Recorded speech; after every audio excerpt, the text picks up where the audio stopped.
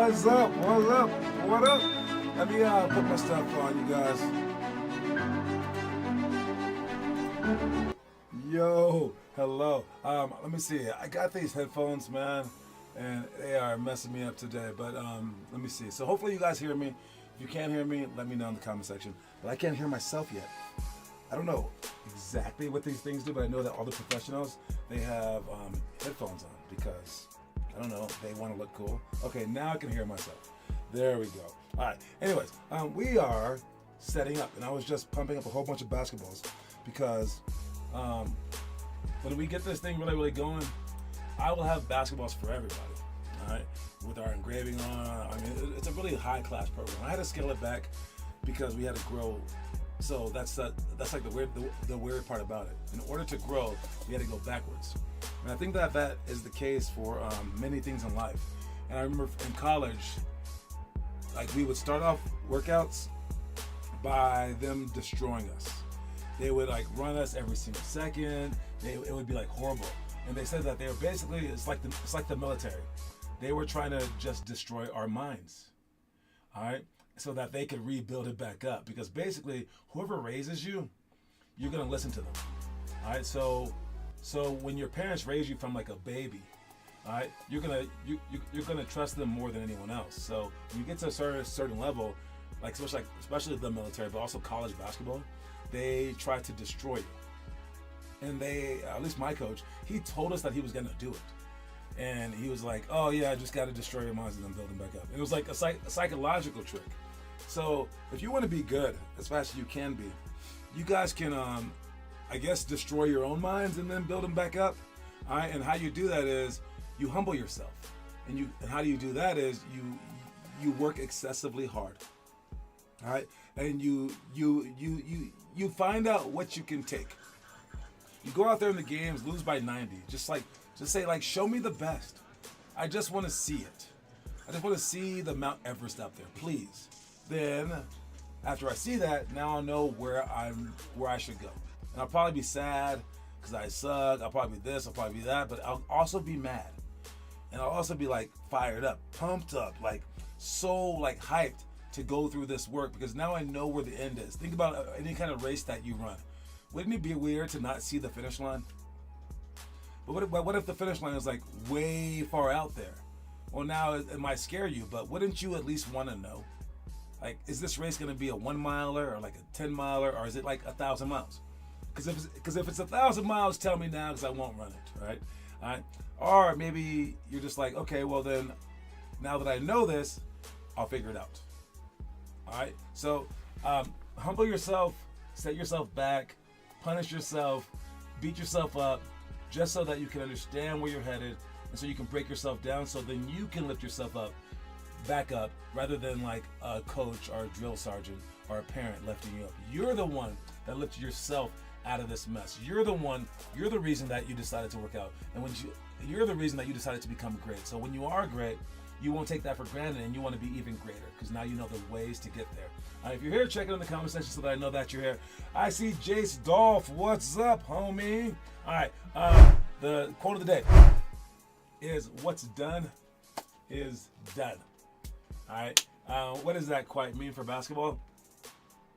It's what I was talking about earlier this week or last week when I mentioned how LeBron gets chased down blocks and how Noah doesn't. All right. One is taller, one is faster. I get it, but I'm talking about the first step. Right when the ball is turned over, how quickly do you start to run? Not how quickly do you run. Not how high do you jump. Not how fast do you go. All right. Not how great of a shot blocker that you are. No. The first second. The first second that you turn the ball over. All right. The ball is being turned over. You see that they're about to pick it up. Are you running toward the other basket? Are you standing still? Are you looking to find your parents? I'm talking to Adrian out there on this one. Are you like looking toward your coach because he's going to take you out? What is the first thought in your mind? And if the first thought out in your mind is, "What's done is done. Let me go play some defense now," then you have greatness in you. All right. And I've seen this 2 times, beyond just LeBron. I've seen it 2 times, and that really, really impressed me. All right, one of them was by Dwayne Wade. All right, Dwayne Wade was dribbling the ball up the court, and I was just watching the game on TV, and he was with the Miami Heat at the time, and he's dribbling the ball up the court. He's run half court.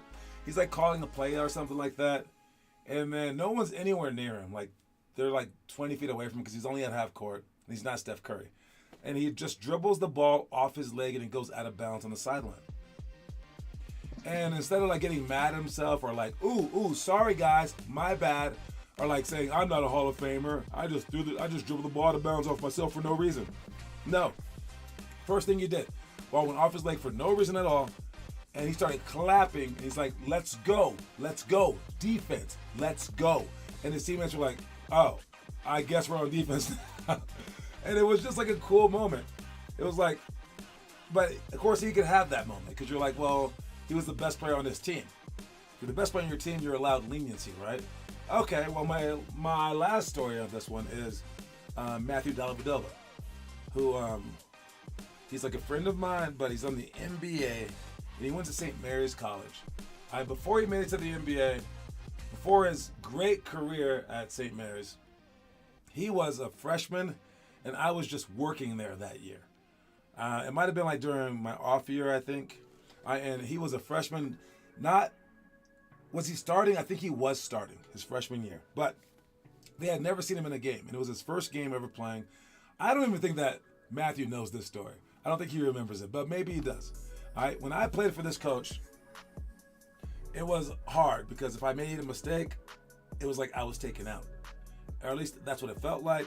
So it's like I didn't want to take any risk. Didn't want to make any mistakes. Because I had already sat so much at Colorado State. I was like, okay, I'm a starter now. I don't want to make any mistakes. I'll get taken out. And I was super nervous to play. And I knew this coach. And I knew some other players have the same thoughts. So they play really badly in the games. Some people were able to get past that, but many weren't. But Matthew Dellavedova, Delly, all right, he gets out there and he makes a bad play. And he turns the ball over. And he turned the ball over very, very early in the game. And I saw the coach, Randy Bennett, one of my friends in life, all right, he immediately turns and he gets a sub for Delly. All right, Delly turned it over on our baseline. So the other team was about to take it out to go down the court. And he pulls the sub up by the arm. And he says, get it, go get Delly. And as the guy's about to run to the score table, Delly, after he turned the ball off of his foot, he slaps the ground and goes, let's go, boys! Defense! Let's go, boys! And he slaps the ground again and picked up his man full court. Then Coach Bennett stopped the guy from running to the score table, grabbed him by the arm, and was like, oh, no. Have a seat. He was so impressed by the fact that he could turn his mind over that fast. He's like, let's give him another chance. Jeez. And then he goes on to have a great career, makes the NBA Finals, gets an NBA championship, plays for many, many years. Now he's playing professionally in, I think, Australia is his home country. But imagine if he got taken out, and imagine if he dwelt on that, and he was thinking about that, oh man, every mistake, and he started thinking like I thought, and many other players thought. That might have changed his entire career. No, he turned the ball over and he was hyped. He's like, let's go, boys! Slaps the ground. It was amazing. So don't forget that quote of the day. What's done is done. All right, it's past, whether it be good or bad. It's in the past. You gotta move on. The faster that you can move on, the greater that you are. Let's check out some history. Speaking of not moving on, oh my! All right, now we're gonna be looking back. That was not a good segue, but we got Dennis Rodman in a video with Derek and Declan and some other people talking about Dennis Rodman, the Worm. All right, they say what they know about him, and then I have them watch some highlights of Dennis Rodman in this video. Dennis Rodman was one of my favorite players growing up. Magic Johnson was my favorite, but then once I got into high school, it was Dennis Rodman. He played for the Bulls. I didn't even love the Bulls. I just loved Dennis Rodman. All right, and it wasn't so much for his like flamboyancy. It was for like the fact that he was willing to like just die for the game. He was willing to die for every loose ball. He was willing to like I don't know, like get every single rebound, like just tip it to make it stay in. He was undersized for his position. I thought it was like the most amazing thing in the world to see this guy play, because he was 6'7", 6'8", but then he like got more rebounds than anyone's ever gotten, besides like some like Wilt Chamberlain stuff. All right, and he's getting them on the guys like Shaq, like getting 20 rebounds in a game with the guy like Shaq out there just because of his hustle. And I always wanted to be him, even though I was like considered like the Magic Johnson or Michael Jordan of my school. I was like, no, I want to be Dennis Rodman. All right, so like I would die for loose balls. I would take charges. I would go for rebounds. And it's like one of my favorite things to do in the world is rebound because of this man.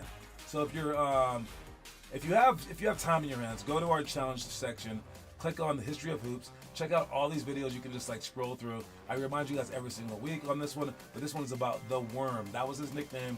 All right, the Dennis Rodman. All right, one of the greatest basketball players to ever live.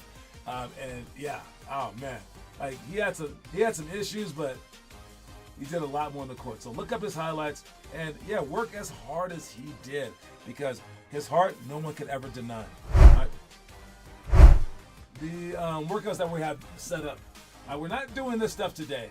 We're going to be doing a special tryout workout where we've included so much stuff. I mean, like, basically, it's all the stuff that we like show off about. All right. So let me see this. Where is my stuff? So the stuff that we're doing today, we're doing like dowel jumps, because you know it shows that that our program is unique. Then the direct Euro step, one-on-one, because kids like to play. So we're making this very much a tryout, so that we can like show off, so the kids can show off to us, but we can show off to the kids and to the parents.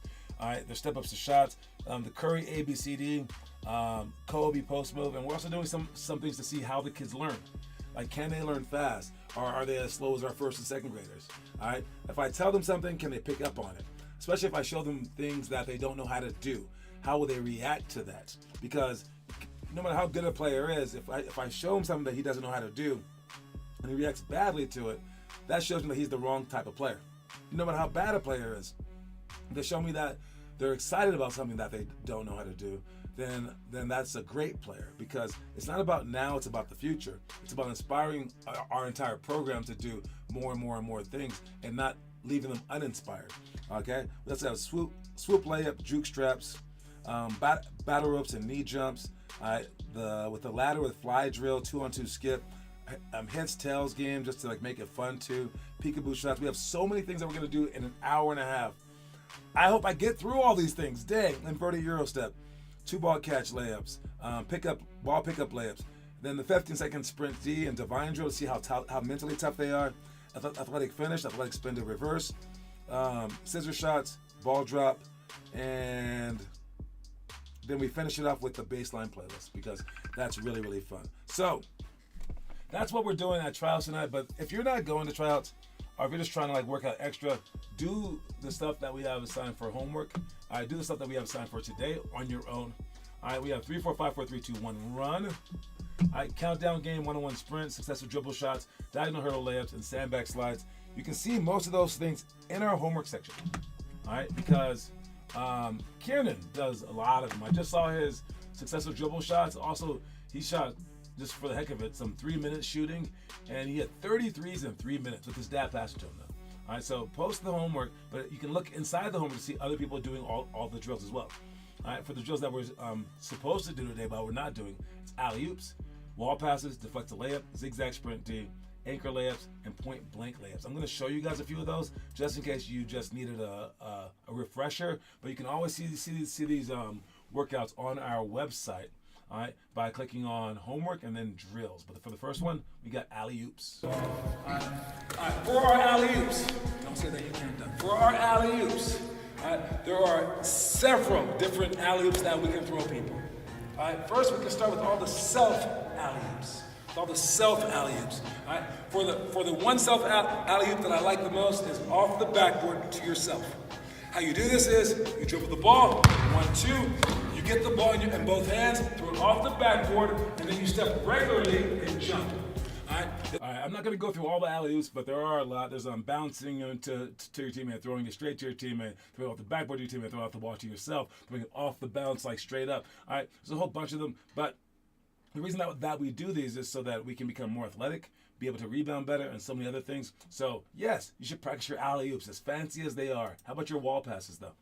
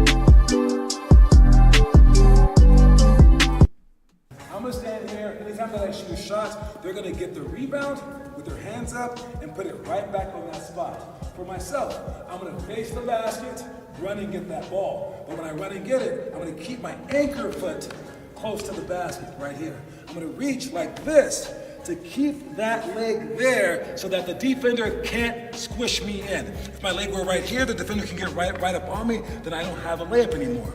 If I keep this layup there, if I keep this leg there and reach out for the ball, I'm still good. First thing that I want to do is to place the ball by my ear.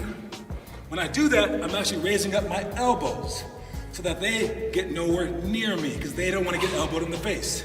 So first thing I do, I catch the ball, place it by my ears. Then I collapse my feet to a normal width so I can be as strong as possible. Then from here, I'm gonna jump and twist in the air and go like this to shoot the ball with this hand up in the air, with this hand like this, shooting. I under the ball but above my eyesight, and I'll use my momentum to make the ball go in. After I shoot it, bounce it back there. I'll look back for this ball and try to get it from this side. Let's go. Nice job. Let's back. Let's get it.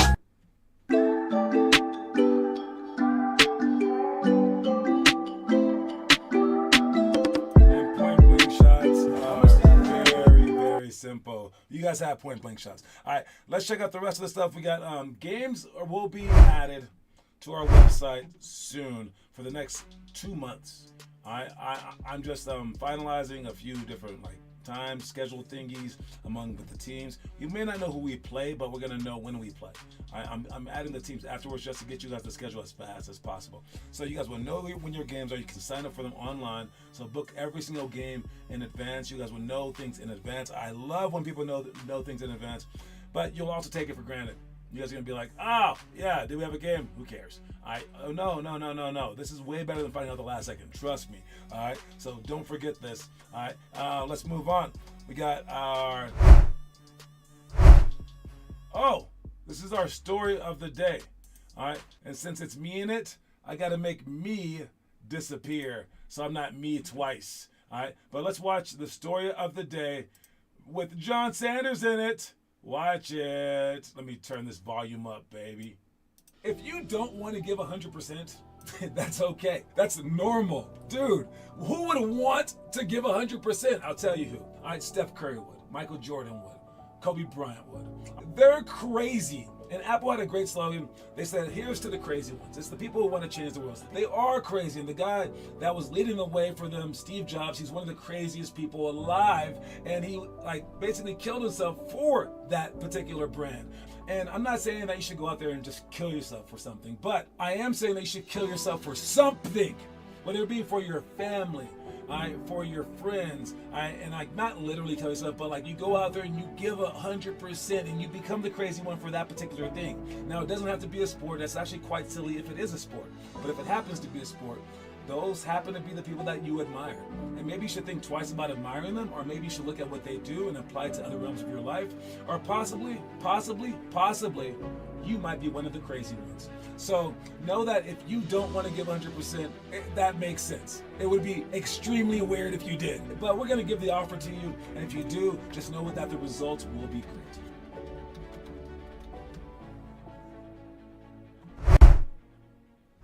All right, so yes, that is a saying from Apple where it's here's to the crazy ones. All right, and it's basically like if you think that you can change the world, you're insane.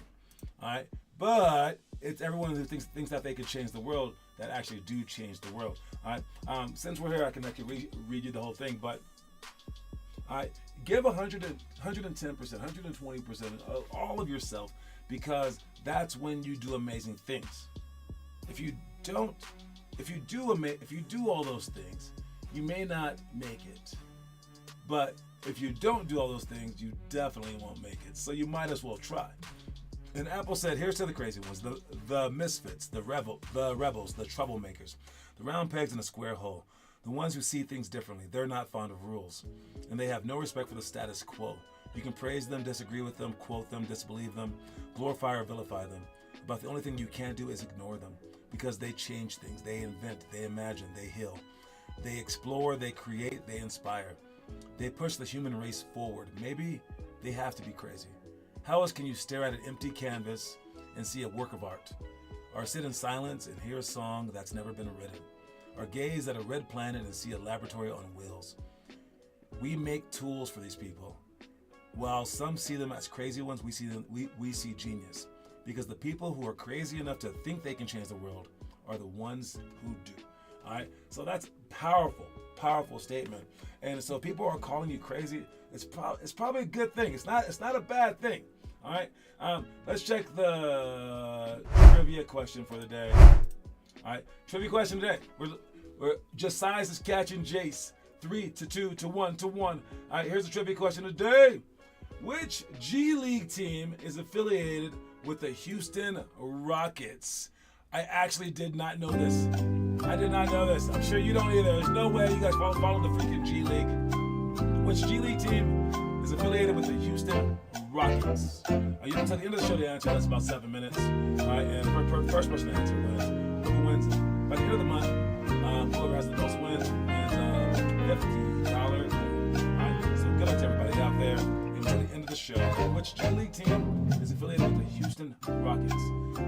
I say you should know the G League teams, because heck, you might end up there one day when you wait till the NBA. Who knows?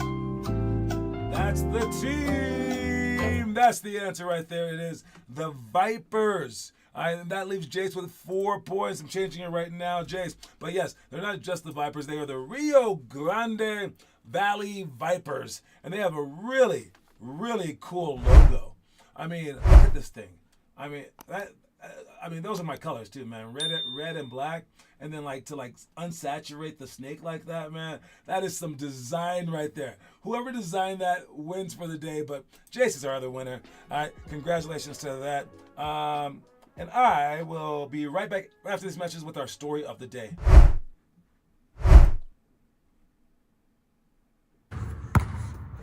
Water break! Something know about Mendoza, sewer, and water. That's better. Being named team captain is an honor one must deserve. But if you wouldn't give up that honor to a talented player on your team whose ego needed that title in order to play well, then maybe you're not so deserving of that honor either. A true captain will win, with or without the limelight. All right, so we do talk a lot about skill work and a lot about individual success, because that is what will get you to higher levels. But there is so much that we teach for the team aspect of it all as well, and that's one of those things. All right, if there will be so many people who want to be great just to have the MVP trophy. I remember Wes said that one time because I want to win that MVP so bad. It was like, how about you want to win a championship so bad? All right, and there's so many people, at least one on every team, if not four, where if you don't make them captain and you make someone else captain, they will play less hard. All right, but you tell them a real captain wouldn't be like that. Because who do you want to be your captain? Someone who's going to selflessly lead the way. And if a captain isn't willing to jump on the grenade, then they're not much of a captain. Okay? So if you're captain, if you want to be the team captain, and you're not on this page where you're doing all the homework, all right, and you're not like trying to get your other players to do the homework too, or to like work extra, and you're just like Allen Iverson level of captain, your team is gonna suck. All right, you have to be a role model basically, and I see all these potential leaders out there. All right, anyone not on this list doesn't have the chance to be captain. But what if through all this work, through all this showing up to our actual workouts and like leading the way like Mason Falkenborg, all right, what if someone not on this list who was a crucial part of our team wanted to be captain? And if they weren't captain, they were going to be like so mad. A real captain would be like, okay, yeah, you're captain. What does the captain really do? The captain goes out to the middle of the court and shakes hands with the other team. What does the captain really do? The captain has a C on his jersey sometimes. What else does the captain do? Nothing. Nothing that you could see, all right, right away. A real captain does all these other things, like leads their team by example. All these other things, like never is like persistent and always shows up. All right. All these other things, like takes the coach's words and reiterates it to everybody. All these things can be done by every single player. It's just that the accolades are: you get to wear a C on your jersey, you get to go out into the middle of the court, maybe you get some extra money. I don't know. You let them have that. That can't be the reason that you're doing it. It's for the accolades. All right. And if you're not named the team captain, who cares? All right. I was on the team and I was a great point guard, but I wasn't allowed to be point guard, and because I could do so many other things, and our point guard could just be a point guard. And it was a good lineup with him in there. Blah blah blah. But he just dribbled the ball off the court. All right. I was the point guard. I was the guy that got us into our offense. I was the guy that controlled the pace of the game. Even from not being point guard, I still did my job. And I was still basically the point guard. And I didn't have to dribble the ball off the court now. I was like, okay, best of both worlds. All right? You do what you have to do.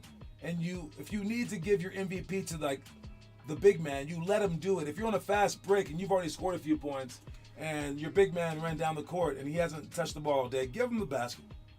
Make him feel good. Understand that like it's much more important to take care of your whole team and to have little need for everyone to take care of you. If everyone's looking after you every single second, like so worried about stepping on your feelings, so worried about this, so worried about that, you're taking away valuable time from everyone's efforts just because that they have to take care of you.